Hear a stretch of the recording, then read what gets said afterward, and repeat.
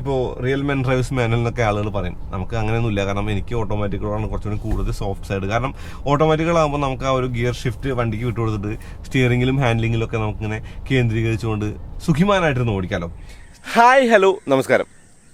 MG അഥവാ Morris garage ഇന്ത്യയിലേക്ക് വന്നത് ഹെക്ടർ കൊണ്ടാണെന്ന് അറിയാലോ. ഒരുപാട് ഫാൻസി ഫീച്ചേഴ്സുമായിട്ട് വന്ന, അതായത് ഓപ്പൺ സൺറൂഫ് എന്ന് പറയുന്ന കമാൻഡ് പോലുള്ള കാര്യങ്ങളൊക്കെ ആയിട്ട് വന്ന MG ഹെക്ടർ ആളുകൾ ഏറ്റെടുത്തു എന്നുള്ളതാണ്. അവിടെ നിന്ന് അങ്ങോട്ട് ഒരുപാട് വകഭേദങ്ങൾ ഹെക്ടർ വന്നു. അങ്ങനെ പറയുമ്പോൾ ഹെക്ടർ പ്ലസ് എന്ന് പറയുന്ന 6 സീറ്ററും അങ്ങനെയുള്ള ഒരുപാട് മോഡലുള്ള ഒരു MG ഹെക്ടറിന് 2023 ഓട്ടോണമസ് ലെവൽ 2 അടക്കമുള്ള ഫീച്ചേഴ്സുമായിട്ട് ഒരു ഫേസ് ലിഫ്റ്റ് കിട്ടി. ആ ഫേസ് ലിഫ്റ്റിൽ വന്നിട്ടുള്ള MG ഹെക്ടർ പ്ലസ് ആണ് നമ്മുടെ കൂടെ ഇതേ കിടക്കുന്നത്. എനിക്ക് തോന്നുന്നത് MG ആ ഒരു ലൈനപ്പിൽ, MG ഹെക്ടർ ലൈനപ്പിൽ ഏറ്റവും മികച്ച ഒരു വേരിയൻ്റ് എന്ന് പറയാവുന്ന ഒരു വേരിയൻ്റാണ് ഡീസൽ മാനുവൽ. അപ്പോൾ വണ്ടിപ്രാന്തൻ്റെ പുതിയ വീട്ടിലേക്ക് എല്ലാ സാധനം നമുക്ക് ഈ വണ്ടിയെ വിശദമായിട്ടൊന്ന് പരിചയപ്പെടാനല്ല പറയുന്നത്. ഈ വണ്ടിയുടെ കുറച്ച് കൗതുകങ്ങളൊക്കെ നോക്കാം.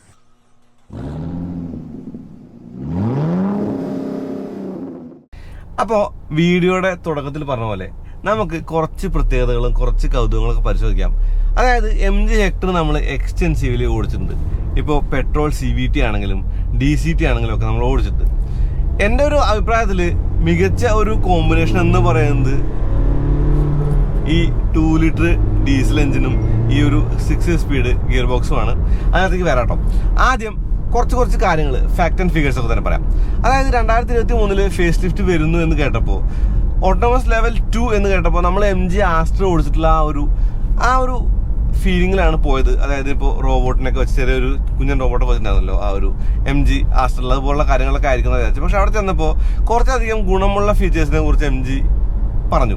ആ ഒരു ഫീച്ചേഴ്സ് എന്ന് പറയുന്നത് ഇപ്പോൾ ഓട്ടോ ഇൻഡിക്കേറ്റേഴ്സ് കുറച്ച് ഗിമ്മിക്കാണ്. കാരണം തിരിവെത്തിക്കഴിഞ്ഞിട്ട് വണ്ടി തിരിക്കുമ്പോഴല്ല ഇൻഡിക്കേറ്റർ ഉണ്ട്, കുറച്ച് മുന്നേ ഇടണം. അതുകൊണ്ട് അതൊരു എനിക്ക് തോന്നുന്ന ആ ഒരു ക്രിട്ടിക്കൽ മൊമെന്റിൽ മാത്രം വർക്ക് ചെയ്യുന്ന ഒരു സംഗതിയായിട്ട് കണ്ടാൽ മതി. പക്ഷേ ബാക്കിയുള്ള കാര്യങ്ങൾ, ഇപ്പോൾ ലെയിൻ ചേഞ്ച് അസിസ്റ്റിനെ പോലുള്ള കാര്യങ്ങൾ, traffic lane assist, traffic assist എന്ന് പറയുമ്പോൾ ട്രാഫിക് ബ്ലോക്കിലൊക്കെ നമ്മൾ കിടക്കുമ്പോഴേ ഇപ്പോൾ നമ്മുടെ ഞാൻ ലളിതമായ കാര്യത്തിലാണ് പറയുന്നത്. ചിലപ്പോൾ ടേംസിൻ്റെ ഒരു കാര്യങ്ങൾ അങ്ങോട്ടും ഇങ്ങോട്ടും മാറാം. പക്ഷെ ഞാൻ പറയുന്ന കാര്യങ്ങൾ എന്ന് പറയുന്നത് അതിൻ്റെ ഒരു ഉൾക്കാമ്പ് എന്ന് പറയുന്നത്, ഇപ്പോൾ ട്രാഫിക്കിൽ നമ്മൾ കിടക്കുമ്പോൾ മുമ്പിലത്തെ വണ്ടി പോകുന്നതിനനുസരിച്ച് നമ്മുടെ ഈ ഒരു MG ഹെക്ടർ പിന്നാലെ പോകുന്ന എന്നുള്ള കാര്യമുണ്ട്. അതുപോലെ എന്താ പറയുക, ലൈനുകൾ വേണ്ട, മുന്നിലെ വണ്ടിയോട് ആ ഒരു താതാത്മ്യപ്പെട്ടാണ് ആ ഒരു അഡാപ്റ്റീവ് ക്രൂസ് കൺട്രോൾ വർക്ക് ചെയ്യാനുള്ള കാര്യങ്ങളുണ്ട്. അങ്ങനെയുള്ള കാര്യങ്ങളൊക്കെ മികച്ച ഒരു കാര്യമായിട്ട് എനിക്ക് തോന്നി. പിന്നെ ഫാക്ട് ആൻഡ് ഫിഗേഴ്സ് സംസാരിക്കുമ്പോൾ പോയിന്റ്സ് ആയിട്ട് പറയാം. മേ ബി ഒരു 5 or 6 അല്ലെങ്കിൽ മാക്സിമം ഒരു 10 പറയാൻ പറ്റുന്നുണ്ട്. ആദ്യത്തെ ഫാക്ടർ എന്ന് പറയുന്നത് MG ഹെക്ടർ കുറച്ചുകൂടി വലുതായി എന്ന് പറയുമ്പോൾ MG ഹെക്ടർ വലുതായി എന്നല്ല, MG ഹെക്ടറിന്റെ രൂപത്തിൽ വന്നിട്ടുള്ള ആ ഒരു മാറ്റം എന്ന് പറയുന്നത് ഗ്രില്ലും ടെയിൽ ലാമ്പും വലുതായി എന്നുള്ളതാണ്. അത് മാത്രമല്ല, നടുവിലത്തെ സ്ക്രീനും വലുതായിട്ടുണ്ട്, അതായത് അകത്തെ സ്ക്രീനും വലുതായിട്ടുണ്ട്. അപ്പോൾ വലുതായ ഘടകങ്ങളുടെ എണ്ണം കൂടിയെന്നുള്ളത് പുതിയ MG ഹെക്ടറിന്റെ അല്ലെങ്കിൽ ഹെക്ടർ പ്ലസിന്റെ കാര്യമായിട്ട് പറയാം. അങ്ങനെ പറയുമ്പോൾ 1-2-3 കാര്യങ്ങൾ എന്ന് വെച്ചാൽ, ഈ ഒരു സ്ക്രീനിൽ ചെറിയ ഫ്ലോ കണ്ടത് എന്ന് വെച്ച് കഴിഞ്ഞാൽ ഈ ഒരു AC വെന്റുകൾ ഉണ്ടല്ലോ. ഈ AC വെന്റുകൾ, ഡ്രൈവർ സൈഡിലെ AC വെന്റുകൾ സ്റ്റിയറിംഗിൽ തട്ടി നമ്മുടെ മുഖത്തേക്ക് കാറ്റടിക്കാത്തൊരു പ്രശ്നം കണ്ടു. അതൊരു വലിയ സ്ക്രീൻ വെച്ചതിൻ്റെ ഒരു ഫ്ലോ ആണ്. നമുക്ക് കുറച്ചധികം ഫീച്ചേഴ്സ് കിട്ടുമ്പോൾ അതിന് അകത്ത് ഒരു ഇത്തിരി നമ്മൾ കോംപ്രമൈസുകളും ചെയ്യേണ്ടതുണ്ടല്ലോ. ഡാഷ്ബോർഡ് പ്രീമിയം ആണെന്ന് പറയുമ്പോൾ ആ ഒരു ലെതർ ഇൻസൈറ്റോട് കൂടിയ ലെതർ ഇൻസൈറ്റിൻ്റെ കൗതുകമുണ്ട്. കാരണം ഡോർ പാഡിൽ നിന്ന് കയറി പോയിട്ട് നമ്മുടെ ആ ഒരു എന്താ പറയുക, നമ്മുടെ ഡാഷ്ബോർഡ് അങ്ങനെ കവർ ചെയ്ത് അടുത്ത ഡോർ പാഡിൽ ചേരുന്ന പോലെയാണ് ആ ഒരു സംഗതി. അപ്പോൾ കുറച്ചധികം ഹാർഡ് പ്ലാസ്റ്റിക് ഉള്ള ആ ഒരു ഡാഷ്ബോർഡിൽ ഈ ഒരു ലെതറിൻ്റെ ഇൻസൈറ്റുകൾ അത്യാവശ്യം നല്ല ഒരു കൗതുകമുള്ള കാര്യമാണ്, അല്ലെങ്കിൽ നല്ല ഭംഗിയുള്ള കാര്യമായിട്ട് കാണാം. ഇനി പറയേണ്ടത് ഇൻഫിനിറ്റിയുടെ ആ ഒരു സൗണ്ട് ക്വാളിറ്റിയെ കുറിച്ചാണ്. പറയല്ലോ, കേൾപ്പിക്കണ്ടേ? ഒരു പാട്ട് വെച്ചേക്കാം. കോപ്പിറൈറ്റ് ഇല്ലാത്ത പാട്ടുണ്ടെങ്കിൽ നല്ലതായിരുന്നു. അപ്പോൾ ജിയോ 7 ഓപ്പണായി വരുന്നുണ്ട്. ഇൻബിൽറ്റ് സിമ്മും കൂടിയുള്ള ഒരു വണ്ടിയാണല്ലോ ഇത്. അപ്പോൾ അതിനകത്ത് ആ ഒരു പ്രശ്നമില്ല. ഞാനൊരു കാര്യം ചെയ്യാം, ഈ ഒരു ക്രൂയിസ് കൺട്രോളോ അല്ലെങ്കിൽ അങ്ങനെയുള്ള കാര്യങ്ങളൊക്കെ വലതുവശത്ത് ചെയ്യുന്നുണ്ട്. ഇടതുവശത്ത് ആ ഒരു മീഡിയ സെർച്ച് കണ്ട SRC പ്രസ് ചെയ്തിട്ട് ഞാൻ ആ ഒരു FM-ലേക്ക് പോവാം.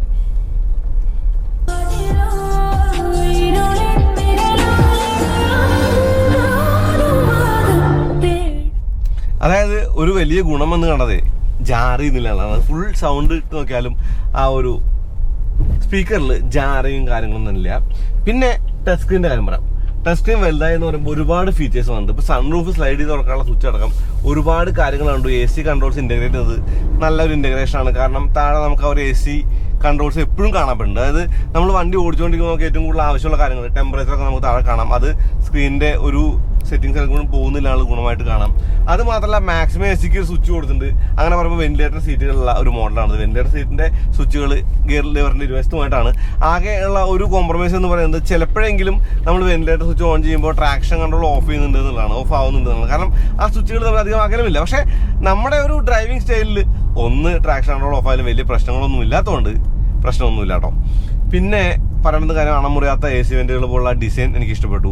സ്റ്റിയറിംഗിന്റെ ഒരു ഫീലും ഫീഡ്ബാക്കും കൊള്ളാം. അതായത് അത്യാവശ്യം ഹെവി ഫീലിംഗ് ഉള്ള ഒരു സ്റ്റിയറിംഗ് ആയിട്ട് ഈ ഒരു സ്റ്റിയറിംഗിനെ കാണാം എന്നുള്ളതാണ്.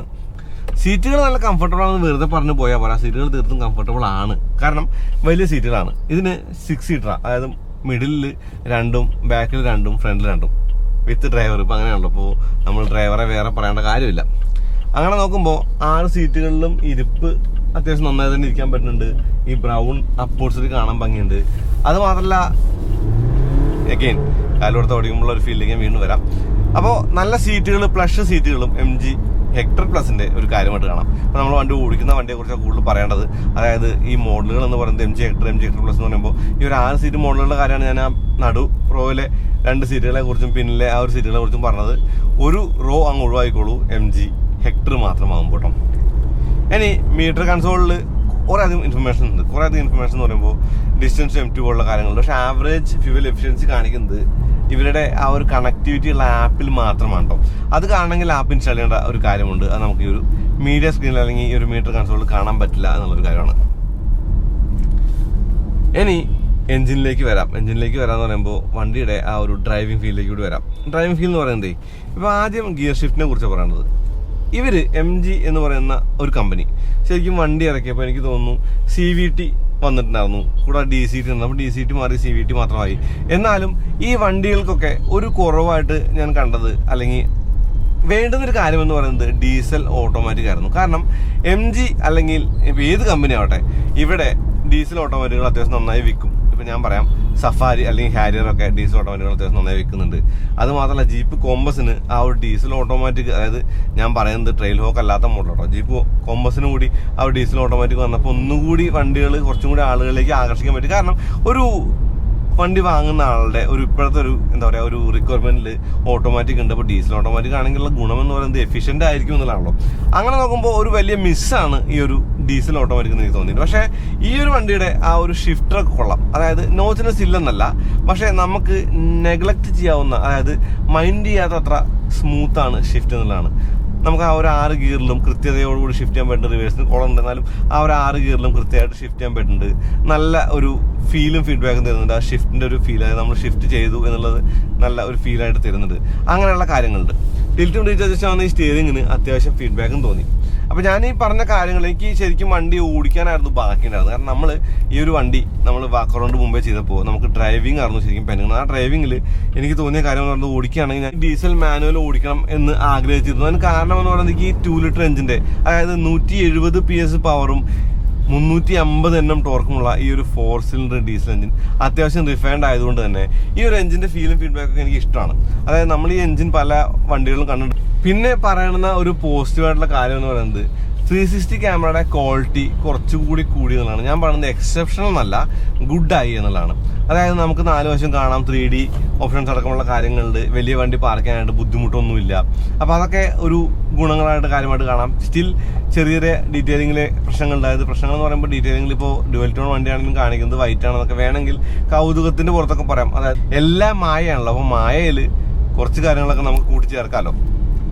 പിന്നെ എനിക്ക് തോന്നിയൊരു കാര്യം എന്ന് പറയുന്നത് ഒരു പ്രീമിയം ഫീൽ വണ്ടിക്കുണ്ട്.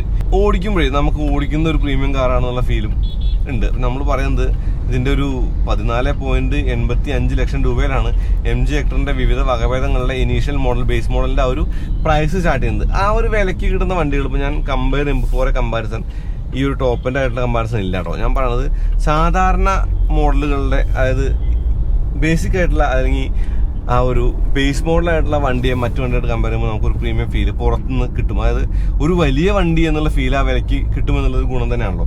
അതാണ് ഞാൻ പറയാൻ ഉദ്ദേശിച്ചത്. അപ്പോൾ ഒരിത്തിരി പ്രീമിയം ഫീലുള്ള ഒരു വണ്ടി കൂടിയാണ് MG ഹെക്ടർ അല്ലെങ്കിൽ ഹെക്ടർ പ്ലസ് എന്നുള്ളതാണ്. റിയർ AC പോലുള്ള കാര്യങ്ങളുണ്ട്. കൂടാതെ എന്താ പറയുക, ആ ഒരു ഗിമ്മിക്കുകൾ എന്ന് പറയുമ്പോൾ കുറച്ച് പാർട്ടി ട്രിക്സ് എന്ന് പറയാം, കുറച്ചുകൂടി നല്ല ആംബിയൻ ലൈറ്റിങ്, അതുപോലെ സ്വിച്ച് ഞെക്കി പിടിച്ച് കഴിഞ്ഞാൽ ക്ലോസ് ആവുന്ന വിൻഡോസ്, സൺറൂഫ്, അതൊക്കെ പാർട്ടി ട്രിക്സ് ആണ്. പിന്നെ ഓട്ടോ ഡിമ്മിങ് ഉള്ള മിററാണ്. ആ ഒരു മിററിന്റെ ബാക്കിൽ പണ്ട് ഒരു എന്താ പറയുക, നമ്മുടെ ഒരു ഡാഷ് ക്യാം ഹുക്ക് ചെയ്യാനായിട്ടൊരു USB പോർട്ട് കൊടുത്തതാണ്. ഇപ്പൊ അത് കാണുന്നില്ല കേട്ടോ. ഇനി പറയേണ്ടത് സസ്പെൻഷനെ കുറിച്ചും അല്ലെങ്കിൽ ബ്രേക്സിനെ കുറിച്ചുമാണ്. ശരിക്കും പറഞ്ഞാലേ സോഫ്റ്റ് സൈഡാണ് സസ്പെൻഷൻ എന്ന് വെച്ചാൽ റൈഡ് ക്വാളിറ്റി നല്ലതാണ്. അപ്പോൾ അതിനൊരു ഡൗൺ സൈഡ് എന്ന് പറയുന്നത് ഹൈ സ്പീഡ് സ്റ്റെബിലിറ്റിയുടെ കാര്യത്തിൽ, അല്ലെങ്കിൽ ഹൈ സ്പീഡിൽ നമുക്ക് ഓടിക്കുമ്പോൾ ഒരിത്തിരി ബോഡി റോളൊക്കെ ഫീൽ ചെയ്യും എന്നുള്ളതാണ്. എന്നാലും എനിക്ക് തോന്നുന്നു ഒരു ഫാമിലി SUV എന്ന നിലയ്ക്ക് നല്ല റൈഡ് ക്വാളിറ്റിയാണ് ആവശ്യം. അതായത് കുറച്ചും കൂടി ഒരു സ്മൂത്ത് ആയിട്ടുള്ള റൈഡ്, കുറച്ചും കൂടി ഒരു ഫ്ലോട്ടിംഗ് റൈഡ്, എന്നാൽ വലിയ കാറ്റായിട്ട് നമുക്കൊരു എന്താ പറയുക മേത്തേക്ക് എടുക്കാത്ത തരമുള്ളൊരു കംഫർട്ടും അല്ലെങ്കിൽ ആ ഒരു ഓർഡിനറി റൈഡ് ക്വാളിറ്റി ഒക്കെ മതി. അങ്ങനെയുള്ള ഒരു മൈൻഡുള്ള ആളുകൾക്കാണ് കൂടുതലും MG Hector SUV ചേരുക. അതായത് നല്ല സോഫ്റ്റ് ആയിട്ടുള്ള സസ്പെൻഷൻ അല്ല ഞാൻ പറയുന്നത്, പക്ഷേ സോഫ്റ്റ് സൈഡാണ് സസ്പെൻഷൻ എന്നാണ്. അതുകൊണ്ട് തന്നെ അത്യാവശ്യം നല്ലൊരു റൈഡ് ക്വാളിറ്റി ഉള്ള വണ്ടി കൂടിയാണ് MG Hector എന്നുള്ളതാണ്. ഇനി 18 ഇഞ്ചാണല്ലോ അതിന്റെ വീൽ എന്ന് പറയുന്നത്. ആ ഒരു വീലിന്റെ ഒരു കാര്യം കൂടി പറയണം. അതായത് ശരിക്കും കാഴ്ചക്ക് ഒരു ഇത്തിരി കൂടി വലിയ വീലൊക്കെ ഉള്ള വെല്ലുണ്ട്. വേണമെങ്കിൽ 19 ഇഞ്ച് വരെ അതിനകത്ത് പോകും. പക്ഷെ അവർ 18 ഇഞ്ചിൽ സ്റ്റിക്ക് ചെയ്തിരിക്കണം. ആ 18 ഇഞ്ചിൽ ഒരു ഇത്തിരി ചെറുപ്പം തോന്നിയിട്ടുണ്ടെങ്കിൽ കൂടി എനിക്ക് തോന്നുന്നു റൈഡ് ക്വാളിറ്റിക്ക് ആ ഒരു കാര്യം ഗുണമായിട്ട് കാണുന്നുണ്ട്. അത് മാത്രമല്ല 4 വീലിലും ഡിസ്ക് ബ്രേക്കുകൾ ഉണ്ടെങ്കിൽ, അല്ലെങ്കിൽ ആ ഒരു ബ്രേക്കുകൾ ഉള്ളതുകൊണ്ട് ചവിട്ടിയെടുത്തും പിടിച്ചെടുത്തും നിൽക്കുന്ന കാര്യമുണ്ട്. ഇപ്പോൾ ഓട്ടോണമസ് ലെവൽ 2 അല്ലെങ്കിൽ എന്താ പറയുക ADSന്റെ കാര്യങ്ങളല്ല ഞാൻ പറഞ്ഞത്. ADSന്റെ കാര്യങ്ങൾ കുറച്ചും കൂടി കൂടുതൽ എനിക്ക് തോന്നുന്നു സപ്പോർട്ട് ചെയ്യുന്നത് CVT അല്ലെങ്കിൽ ഓട്ടോമാറ്റിക് മോഡലിനാണ്. എന്നാലും ഇതിനകത്തും അത്യാവശ്യം വേണ്ടുന്ന കാര്യങ്ങളൊക്കെ തന്നെ ഉണ്ട് എന്നുള്ളതാണ്. ഇപ്പോൾ ഇൻഡിക്കേറ്ററിന്റെ കാര്യം എന്ന് പറയുമ്പോഴേ ആ ഒരു തിരിക്കുമ്പോഴേക്കുള്ള ആ ഒരു ഇൻഡിക്കേറ്റർ നല്ല കാര്യമായിട്ട് തോന്നി. മാത്രമല്ല 6ാമത്തെ ഗിയറിൽ നമ്മൾ ഇട്ട് കഴിഞ്ഞാൽ ഇപ്പോൾ പോകുന്നത് ഏകദേശം 60 കിലോമീറ്റർ താഴെ സ്പീഡിലാണ്. സർപ്രൈസിംഗ്ലി ഇത് 1100 RPM-ലാണ് 60 കിലോമീറ്റർ. അപ്പോൾ എനിക്ക് തോന്നുന്നു 100 വരുന്നത് 2000 താഴെ ആയിരിക്കും. അപ്പോൾ അതുകൊണ്ടൊക്കെ തന്നെ നല്ല ഫ്യൂവൽ എഫിഷ്യൻസി ഉണ്ടാവാൻ ചാൻസ് ഉണ്ട്. പ്രത്യേകിച്ചും ഇന്ത്യയുടെ നാഷണൽ എഞ്ചിൻ എന്നൊക്കെ പറയുന്ന ഫിയറ്റിന്റെ മൾട്ടിജെറ്റ് എഞ്ചിൻ അല്ലെങ്കിൽ മൾട്ടിജെറ്റ് എഞ്ചിനുകൾ അത്യാവശ്യം നല്ല എഫിഷ്യന്റ് ആണ്, അത്യാവശ്യം നല്ല ഫൺ ഫാക്ടർ ഉണ്ട്, അത്യാവശ്യം നല്ല ടോർക്കിയാണല്ലോ. ആ ഒരു കാര്യത്തിൽ MG Hectorന്റെ ഈ ഒരു വണ്ടിക്കും വ്യത്യാസങ്ങൾ ഉണ്ടാവില്ല എന്നുള്ളത് തന്നെയാണ്. ഞാൻ ഒരുപാട് കാര്യങ്ങൾ പറഞ്ഞുകൊണ്ട് വലിയൊരു വീഡിയോ ഒക്കെ ഉദ്ദേശിക്കുന്നില്ല. കാരണം ഇതിന്റെ ഒരു ഓൾ അറൗണ്ട് ബാക്ക്ഗ്രൗണ്ട് നമ്മൾ തന്നു കഴിഞ്ഞാൽ എനിക്ക് കൗതുകങ്ങളിലേക്ക് മാത്രമായിരുന്നു പോകേണ്ടിരുന്നത്. അതായത് ഒന്നാമത്തെ കാര്യം എന്ന് പറയുന്നത് ഏതാണ് MG Hectorന്റെ ഏറ്റവും നല്ല വേരിയന്റ് എന്ന് പലരും ചോദിക്കുന്ന ഒരു കാര്യമുണ്ട്. അപ്പോൾ എൻ്റെ അഭിപ്രായത്തിൽ ഡീസൽ മാനുവലാണ് ഏറ്റവും നല്ല വേരിയന്റ്. ഇപ്പോൾ നിങ്ങൾക്ക് വേണമെങ്കിൽ ഓട്ടോമാറ്റിക് മേടിക്കാം. അതായത് CVT കുഴപ്പമൊന്നുമില്ല. CVT 1.5 ടർബോ ആണ്. ടർബോ ചാർജ്ഡ് എഞ്ചിൻ ആയതുകൊണ്ട് അത്യാവശ്യം പവർഫുൾ ആണ്. അത്യാവശ്യം ഓടിക്കാനൊക്കെ രസമൊക്കെ ഉണ്ട്. Still you will have to compromise on fuel efficiency. അത് CVTയുടെ അല്ലെങ്കിൽ ആ ഒരു പെട്രോൾ ഓട്ടോമാറ്റിക്കിന്റെ പ്രശ്നമാണ്. പക്ഷേ ഡീസലിൽ ആ ഒരു ഫൺ ഫാക്ടർ ഇപ്പോൾ റിയൽ മെൻ ഡ്രൈവ്സ് മാനുവൽ എന്നൊക്കെ ആളുകൾ പറയും. നമുക്ക് അങ്ങനെയൊന്നുമില്ല. കാരണം എനിക്ക് ഓട്ടോമാറ്റിക്കുകളാണ് കുറച്ചുകൂടി കൂടുതൽ സോഫ്റ്റ് സൈഡ്. കാരണം ഓട്ടോമാറ്റിക്കുകളാകുമ്പോൾ നമുക്ക് ആ ഒരു ഗിയർ ഷിഫ്റ്റ് വണ്ടിക്ക് വിട്ടു കൊടുത്തിട്ട് സ്റ്റിയറിംഗിലും ഹാൻഡ്ലിങ്ങിലും ഒക്കെ നമുക്കിങ്ങനെ കേന്ദ്രീകരിച്ചുകൊണ്ട് സുഖിമാനായിട്ടിരുന്ന് ഓടിക്കാമല്ലോ. സ്റ്റിൽ എനിക്ക് തോന്നുന്നു മാനുവൽ ഇഷ്ടപ്പെടുന്ന ഒരാളാണ്, മാനുവലിലേക്കാണ് നിങ്ങളുടെ കൂടുതൽ സോഫ്റ്റ് കോർണർ ചായവെങ്കിൽ ഈ ഒരു ഡീസൽ മാനുവൽ വെൽ സ്യൂട്ടഡ് ആണ്, സംശയമൊന്നുമില്ല. കാരണം അത്യാവശ്യം നല്ല ഷിഫ്റ്റ് നേരത്തെ പറഞ്ഞ പോലെ. മാത്രമല്ല ആ ഒരു പഞ്ച് 350 Nm എന്ന് പറയുന്ന ടോർക്ക്, ആ ഒരു ടോർക്ക് നമുക്ക് വീലിലേക്ക് കിട്ടുന്നത് വലിയ കാര്യമായിട്ട് ടർബോലാഗും ഫീലൊന്നും ഇല്ലാത്തതുകൊണ്ടാണ്, അല്ലെങ്കിൽ ടർബോലാഗും ഫീലൊന്നും തരാതെയാണ്. അതായത് ചുമ്മാ കാലോടുക്കുമ്പോൾ തന്നെ വണ്ടി അങ്ങ് കയറി പോകുന്നൊരു അവസ്ഥയുണ്ട്. അത് ഒരു മികവാണ് MG Hectorന്റെ അല്ലെങ്കിൽ MG Hector Plusന്റെ. പിന്നെ വലിയ വണ്ടി എന്നുള്ള ആ ഒരു ഫീലും ആ ഒരു വണ്ടിക്ക് ചേരുന്ന ഒരു എഞ്ചിൻ ഗിയർ ബോക്സ് 2 ലിറ്റർ തന്നെയാണ് എന്നുള്ളതാണ്. വീണ്ടും വേണമെങ്കിൽ ഒരു തമാശക്ക് പറയാം, there is no replacement for displacement. പക്ഷെ അങ്ങനെയൊന്നുമില്ല കേട്ടോ. ഇപ്പോഴത്തെ 1 ലിറ്ററിന്റെ ഒക്കെ പവർ കേട്ടോ കണ്ണും കൂടെ കീഴി പോകും. Okay, what ever.